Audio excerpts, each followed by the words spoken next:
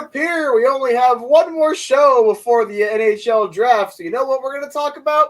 Matias Maccelli. You're Locked On Coyotes, your daily podcast on the Arizona Coyotes, part of the Locked On Podcast Network, your team every day.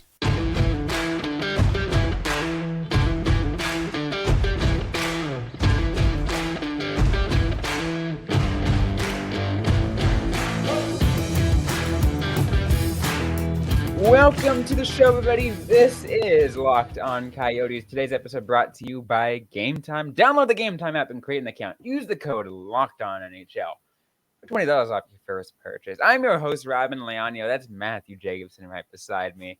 On today's episode of Locked On Coyotes, and we want to thank everyone for making this show your first listen every day. We are free and available everywhere you get your podcasts, including on YouTube and the SiriusXM radio app.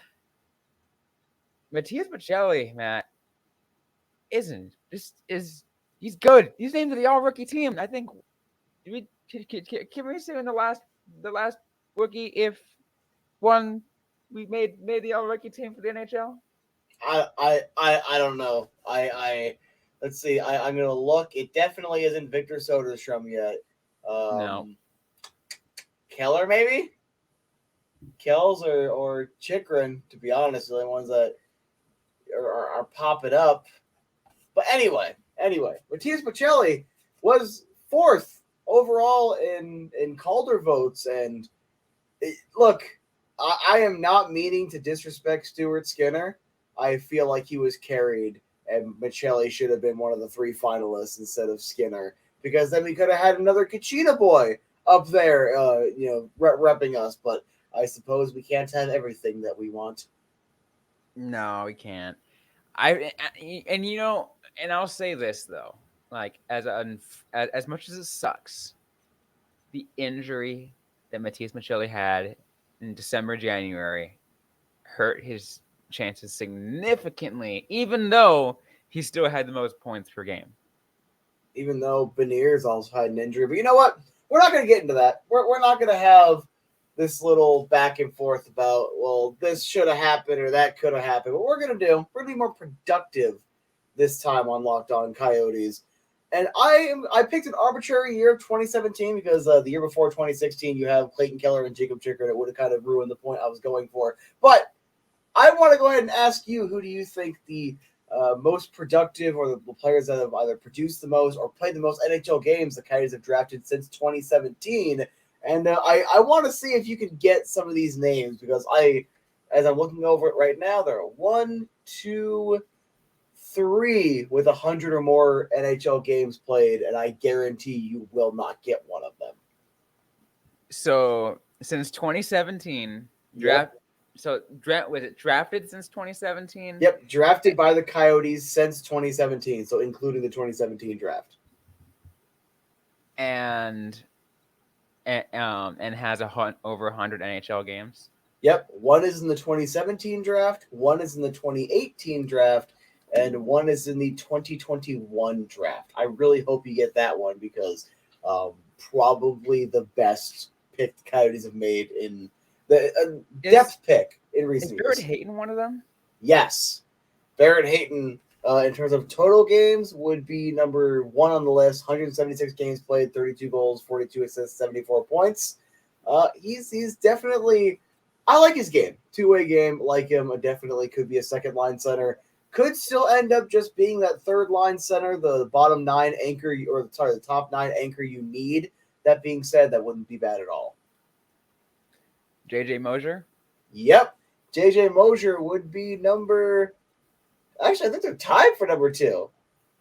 Nope, he's number 3 by one game. 125 games, 11 goals, 35 assists, 46 points. The one you are missing is from the 2017 NHL draft.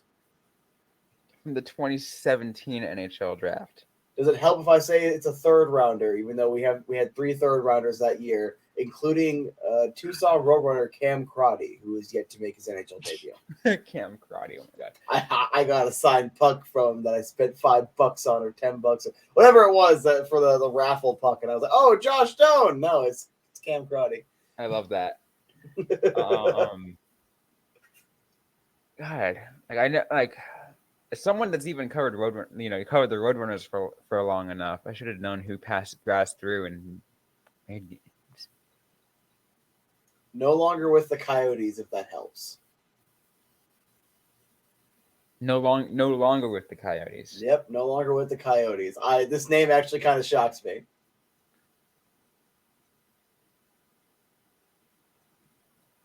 I'm drawing a blank here. Mackenzie Entwistle. 126 games played, 10 goals, 14 assists, 24 points. Former Hamilton Bulldog. Yeah, I think that would easily kind of went past me. I'm like, that's a forgettable name, but he's played the second most games, which is interesting. I'm like, what? And then to round it out, Pierre-Olivier Joseph, 95 games, 6 goals, 20 assists, 26 points. Kevin Ball, 66 games, 3 goals, 11 assists, 14 points. Jan Yannick, 17 games, 4 goals, 1 assist, 5 points. Ivan Prosotov, 13 games, no points, obviously. Victor Soderstrom, 50 games, a goal, and 10 assists. Ben McCartney, 2 games, nothing but 2 games. And then Gunnar had 33 games played. I'm going to assume Entwistle is the one that, if you're watching this right now, it's kind of like if I were to mention Daniel Winnick or Craig Weller, where it's like, oh, who? Exactly.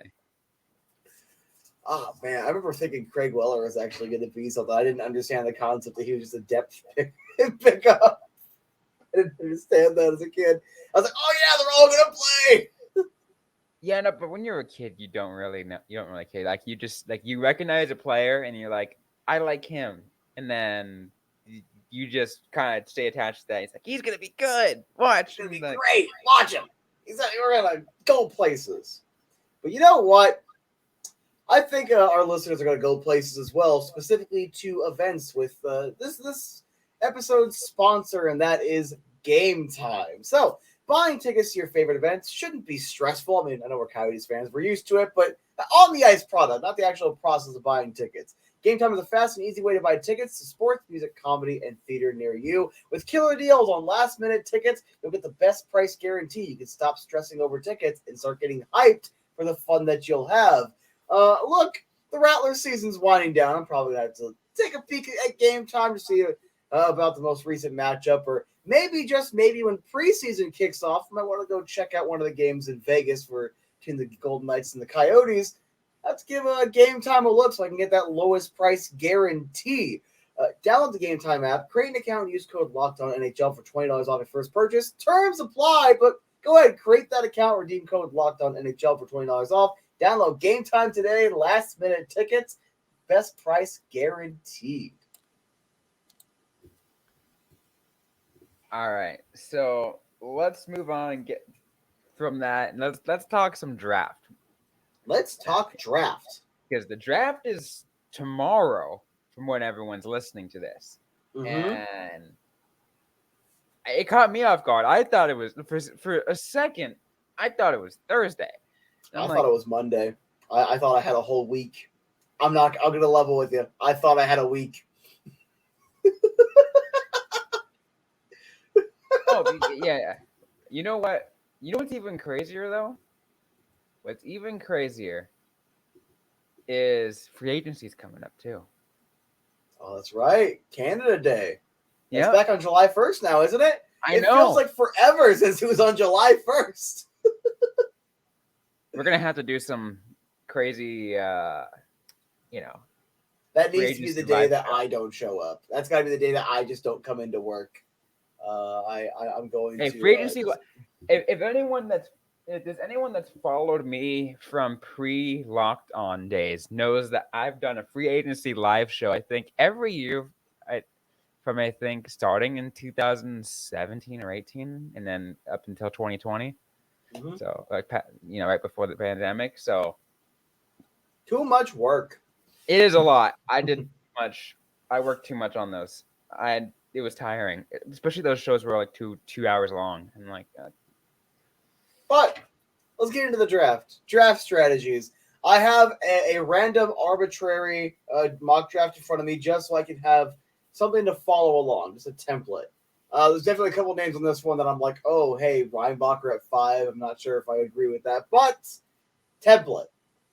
At 6, who do you think is going to be available? Because obviously Connor Bedard goes 1, Fantilli probably 2. I have to agree with Steve Peters. Matvei Michkov has to be the biggest wild card, and he could go 3. He could probably go as high as 2 if they really were feeling froggy about it, but I do have a feeling he might drop a little bit, and it depends on how much. Probably not the second round, obviously, but Yeah. Does he go 10th? Does he go 4th overall? This one has him going 4th, but I feel like he'll be available when the Coyotes pick. I feel like that's safe to say. I feel like Michkov could potentially be available around then. I feel like there's a solid, like, I want to say like 3 or 4 players I can think that could be picked as high as 3 that can easily be available at Coyotes at number 6. Michkov can easily be available around that time. Zach Benson, I'm sure, will be available around that time. Ryan Leonard will be available around that time. Reinbacher will be available around that time. So there's a lot to it. There's a lot of players that will be available, and I feel like I feel like the Coyotes will have to do so much to screw this one up at 6. They show up and take Samuel Honzik. That's who they're taking at 6. You heard it here first. No, but it's I think Leo Carlson goes 3rd overall. Michkov, there is some smoke. I'm not sure if it's fire, but there is some smoke on he wants to go to Washington thing.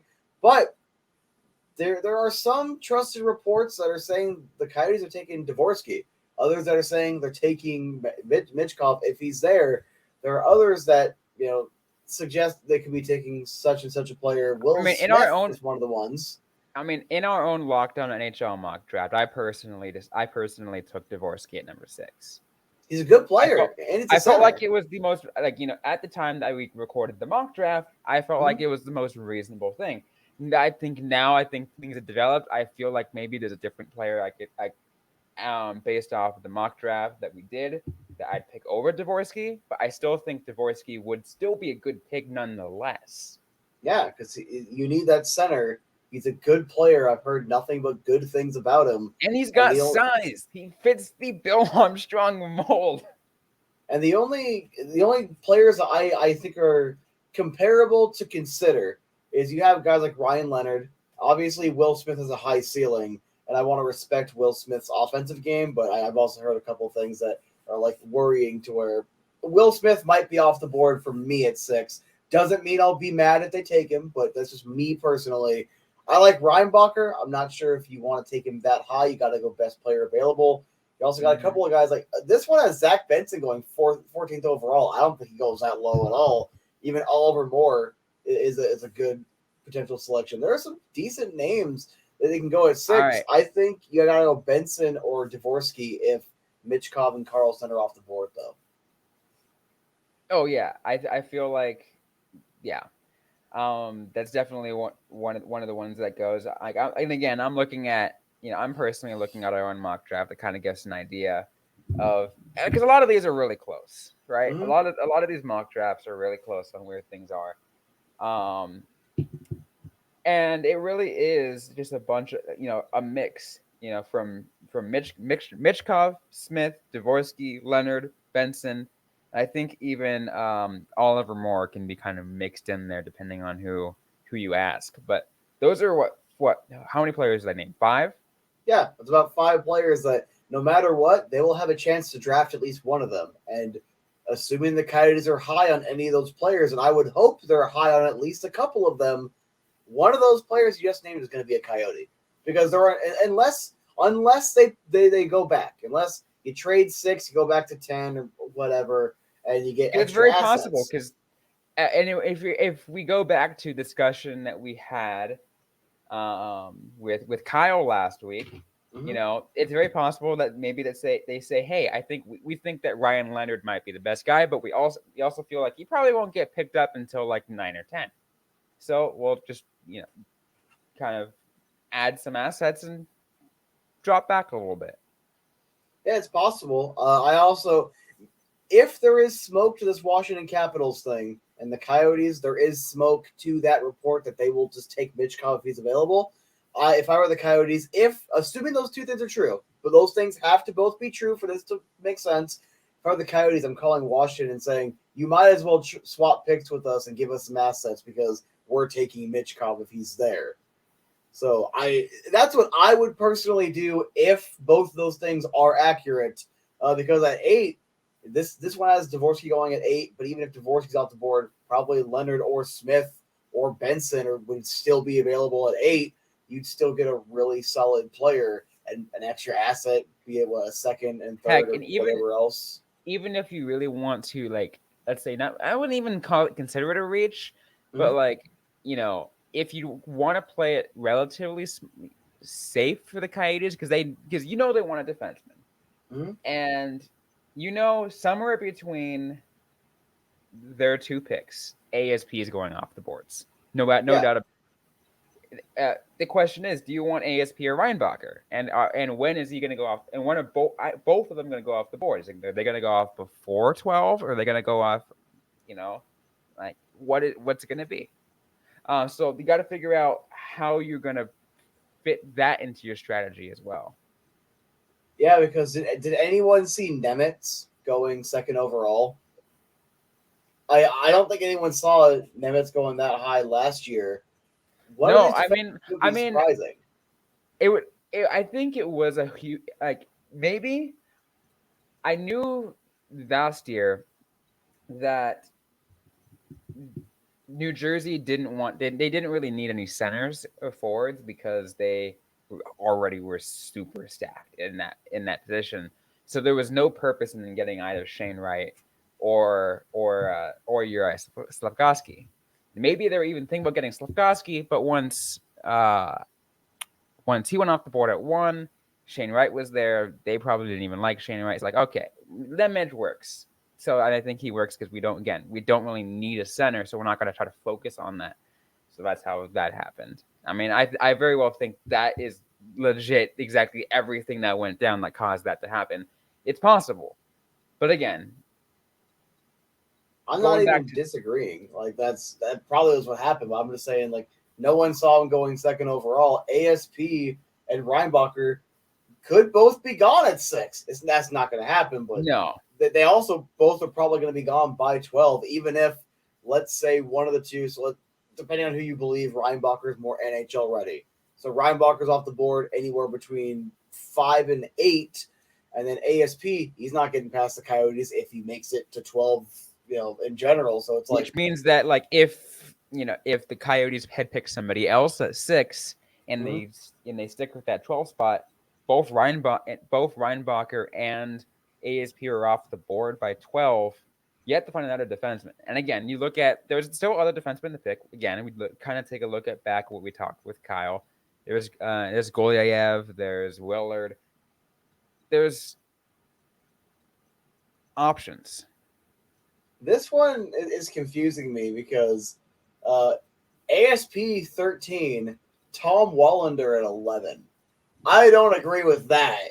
I just don't, and I feel like that'd be a really weird way for the draft to go down. But let's say that happened and the Coyotes are picking 12. I don't see ASP getting past the Coyotes at 12 if he was available, to be honest, because, you have Zach Benson down there potentially. I'm just going to assume, again, just kind of reference here, like, there is a lot of ways this could go.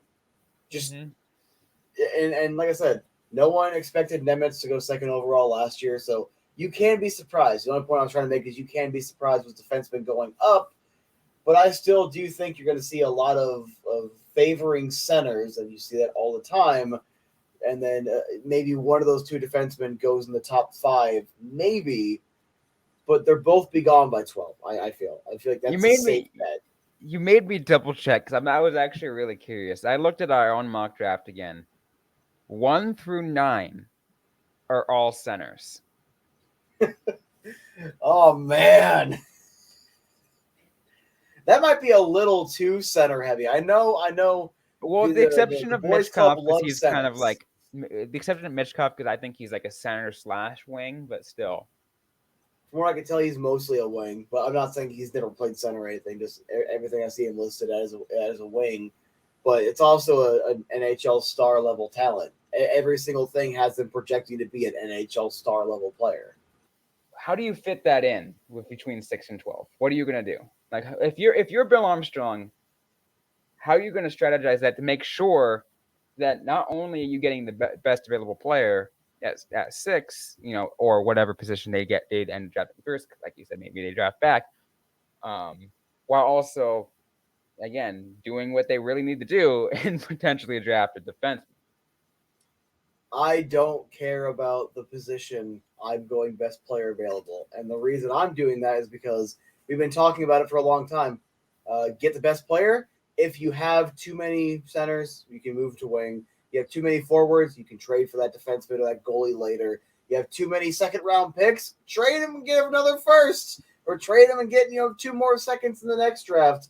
It comes down to the times that we're looking back at what the hell was that team doing is when they're going exclusively on need. Now, there is a nice supply and demand bell curve between need and best player available that does tend to work out here and there, but in general, best player available. And I think there's going to be a forward as best player available, probably both of these picks.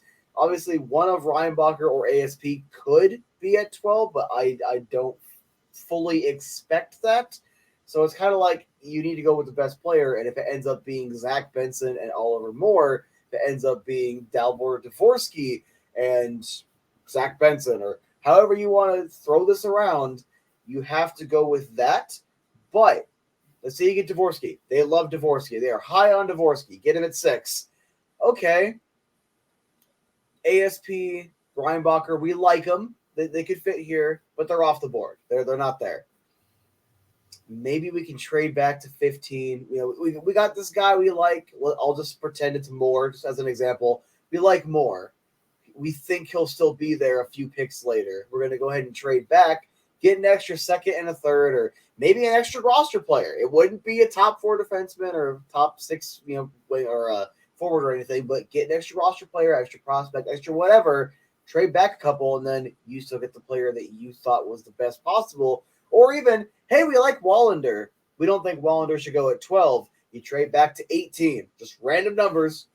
Hey, extra assets, and we're still getting the guy. So it needs to be who is the best player available, who you think fits your system. They have their big board. We all know that. We don't know who's on their big board, but we know they have a big board of all the players they like, who they're high on. And with Geeky, I do believe it was a situation, reportedly at least, and I'm going off memory here, so bear with me. It was they liked him. They were high on the kid. They saw him drop a little bit from what they expected and chose to be aggressive and jump up to get back in another first-round pick and take him.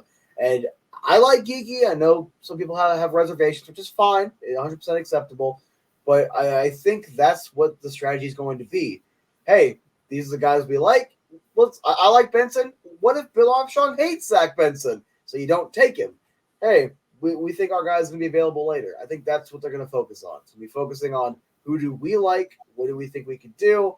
Is this too high? I think he actually might drop. Okay, we'll go back a little bit and get more assets. But I do think no matter what, they're picking 6 unless they're getting something really good like, hey, you want to swap to second overall? Yeah, I do. Yeah, I'm 100% with you. That number 6 pick, I think, is pretty set in stone.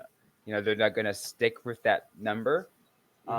It's what they do with the 12, whether they stick it at 12 and let's say and just hope that that you got another perfect player but on their board lands right where they want him, or they trade back and get something else that they feel like that might work better in their favor. I will disagree with you in a little bit on just getting next best available. At 6, absolutely best available player, no doubt about it. I do feel like, however, you have to focus on position groups, and especially with something that is extremely lacking.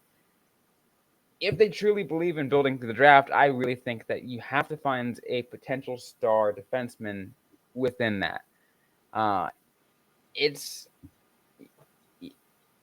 We've seen it happen. We've seen it work, and defensemen do take long to develop.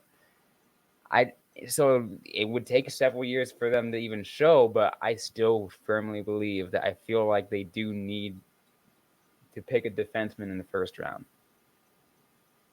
Brandon Gormley, Mark Vizentine, goaltender, but same logic. Just because, or I think Chris Summers also is 20th overall. Just because you need that position does not mean you should jump on it just because it's a position of need. You do need to get the best available value for all of your picks. And if you have a defenseman that you like that you don't think should be a first rounder but might drop, trade back and get that defenseman with that. Let's say it's Wallander.